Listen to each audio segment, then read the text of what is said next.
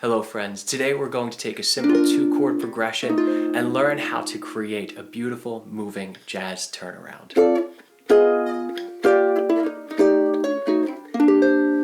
Let's get started.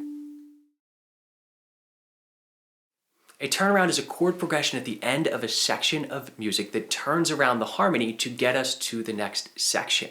In the Magic Ukulele Club, we're working on the jazz blues tune Tenor Madness in the key of B flat. And at the end of every chorus, there are 2 measures of a turnaround, a harmonic section that gets us back to that B flat chord in the beginning. So in essence, all that a turnaround is coming from B flat back to B flat. And the most simple way of thinking about this is we're going to put the dominant chord in the middle, or we're going to play B flat, and then the turnaround says F seventh, because this guides my ear back to B flat. So the first thing that we need to do with this is start to add a little bit of movement. In every aspect of music, we need to have melody at the forefront of our mind, and that means when we're playing chords as well. Right now, our melody just goes. We're going B flat, F seventh, B flat. So let's change this melody by simply revoicing where we play the B flat chord. So now we'll play a B flat 6 chord on the 3rd fret, 3, 5, 3, 5. Then we'll play the same F seventh and then down to B flat. So now we have a melody of 3 blind mice, 3 blind mice. Don't worry, we're gonna make this sound a lot cooler in a minute. So now with our chord revoiced, we have a new moving melody for our turnaround. So let's look at how we can change the direction of the harmony as well. Sticking with this same basic melody we have just created, we're now going to make the harmony start to move around it by adding a few chords. I'm going to link here to my jazz harmony video, which will break down the theory and the sounds behind a lot of what we're going to do from here on out. But it doesn't matter if you know the why. Just listen to how it sounds, and that's what really matters. So we're going to start on B flat 6. We're going to add a dominant 6 chord here, so a G 7th chord, which really all we're doing is moving one note, B flat to B. So we're creating a moving melody in the bass now. Or if you're on high G, in the alto voice. And then where we have that 5 chord, the F 7th, we're going to create a 2-5-1 progression, the most common progression that we see in jazz. In key of B flat, that's going to be C minor 7th, F 7th. Now note, again, our melody is unaffected by this. We're just creating a new counter line against it. So really we have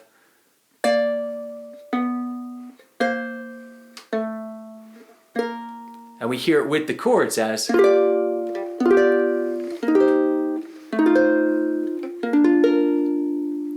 Now, let's start substituting some of these chords to get a little bit further away and create more melodic movement. Now that we have a basic framework of how we want our harmony and our melody to move, we can start to use chord substitutions to expand on these ideas. Starting with the very first chord, we don't have to play a B flat chord. In place of a 1 chord, we can play a minor 3 chord or a D minor 7th. And this is actually very close to a B flat major 7th, which is why we can do this. And it has our melody note that we want in the top, because we still want the same direction of melody. We're just going to start to play with it now. So instead of a G 7th, I'm going to play a D flat 7th. Now this is our tritone substitution. I'll link here to my video on dominant sounds based off of diminished chords if you want to understand this more.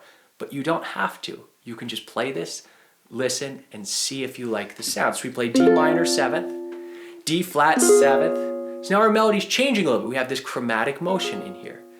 And now where we had a C minor 7th, we're actually going to do kind of a little 2-5 progression to get to our F 7th. So we're going to play G minor 7th to our C minor 7th, now to our F 7th chord, and then we're going to play B 7th. Where's this B 7th come from? Look at this. We had this G 7th chord up here.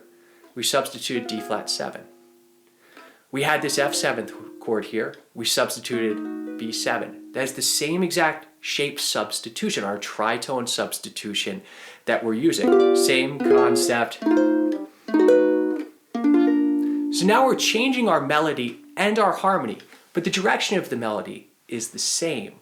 we're simply spicing it up a little bit. So now our melody becomes,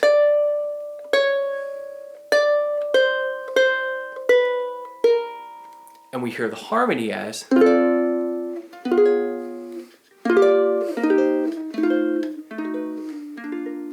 now we're starting to get somewhere. So let's add a few extensions to this.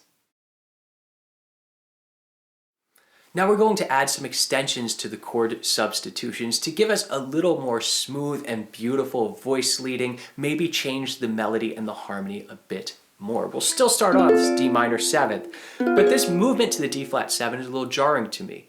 And I can smooth this out by adding a 9th to the chord, so I can play. And as we resolve to that G minor 7th, we have a lot less movement, a lot less parallel motion to the chords. Now we have, and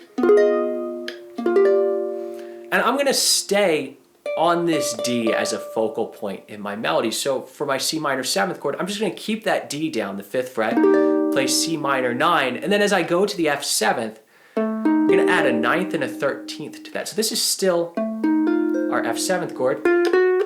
There's my 9th added on the E string. And then I'm just saving this D, still from the G minor 7th chord. G minor 7th, C minor 9, F 13. So by just saving this one note, I'm creating this beautiful harmony. And then I'm going to do the same thing that we did over top of the D flat. With the B, I'm going to add a 9th to this so that I have more chromatic motion. That second measure sounds like this now. But then as we resolve, well, that sounds very vanilla now. So let's play a B flat 6-9 and put that 9th, the C, up top. So this beautiful chromatic movement now of,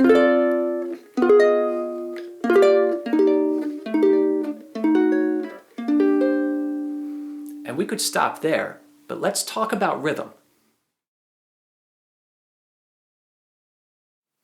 We've created a beautiful line, but a melody without rhythm really means nothing. So now we need to start playing with the rhythm of this and intersperse some individual notes to create two distinct lines in this turnaround, much as a pianist would play.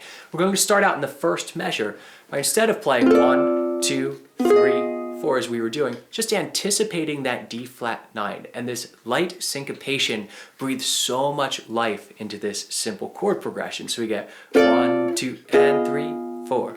Try it with me. 2, 3, 4. 1, 2, and 3, 4. And note that I am resting on beat 2. I'm stopping the sound. I'm not going 1, 2, and 3, 4. Space is very important. 1, 2, and 3, 4. And then we're going to walk down here. We're going to add rhythm and individual notes. And you'll note that the C minor 7th isn't written down, but it's there. We're insinuating this C minor 7th chord by playing individual notes. That E flat, there's my C minor 7th chord.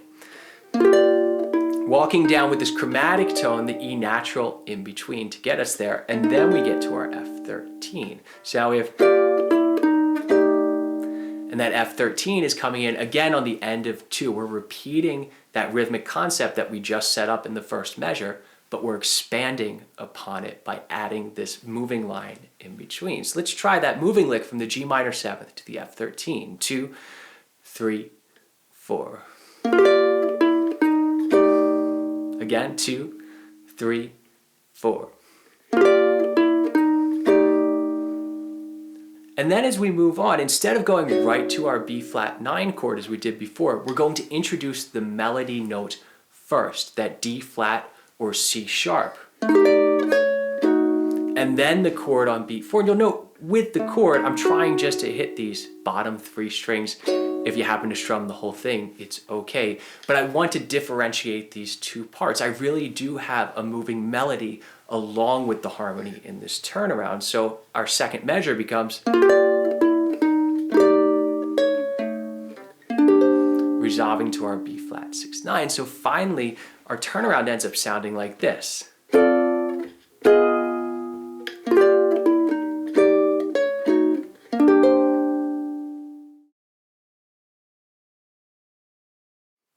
The beautiful thing about doing this in a fully closed position is that it opens us up to being able to move this pattern around the fingerboard and play it in a multitude of different keys. In fact, this will work in the key of E flat, really up to say the key of D, and then we start getting too high on the instrument to start. So how do we cover those other keys? Well, if we transpose this to just one other position on the fingerboard and figure out how to make the same line work, we'll be able to cover all of those other keys. So we're going to take this turnaround now and put it in the key of F, which is our other typical jazz blues key. By having these two positions under your fingers, you'll have this beautiful turnaround in all 12 keys. So we're in the key of F now. Remember that we are starting on the 3 chords. We're going to start on an A minor 7th chord. And I know that my line needs to end up down here. So I'm going to find that low F6-9 voicing, which is this one down here, 2-2, 3-3. So I'm going to start on this A minor 7th voicing up here. Now, no, this is a different voicing, so we can't do the same chord shapes, but we're going to try to create the same idea in the line, same rhythm, same substitutions, same movements out of different chord shapes. We start on this A minor 7th, and then our A flat 9 is here, 5, 6, 6, 6. So we get, so we hear a different melody now despite playing the same exact harmony, because the melody we created is now buried on other strings. And that's okay, because we still have a nice chromatic melody. And now we're on our D minor 7th, but as we do this, our moving line as we walk down from the 7th of the chord is now on our G string. And this is going to sound great on high or low G. If you do this on high G, it's going to create this seamless melodic line. If you do it on low G, it'll be much more similar to what we played in the first exercise. So our first little bit begins. And then we come down our C13 chord. This might be a voicing you don't know. 3, 4, 5, 5. So let's land on that C13 chord from our progression. See how if we're using individual fingers, you could just kind of slide right into this C13 chord. And then to get to what's going to be an F sharp 9 chord here, we're going to slide our ring finger back because that's our moving melody note. It's now on the E string, not on the A string. That's okay to have it on an inner voice. And then we just slide a finger back. Note this F sharp 9 shape is the same as the A flat 9. Remember our D flat and our B were exactly the same, so we're going to have these congruent shapes across the fingerboard. And then end up on our F6-9. So in the key of F, our entire progression will sound like this.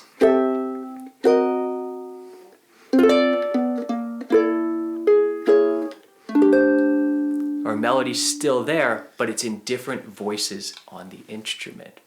Play around with this progression. Get it under your fingers in these 2 positions, and you'll be able to move it around and use it in all 12 keys. And then see if you can take this knowledge and start to build your own turnarounds. I'll see you all soon.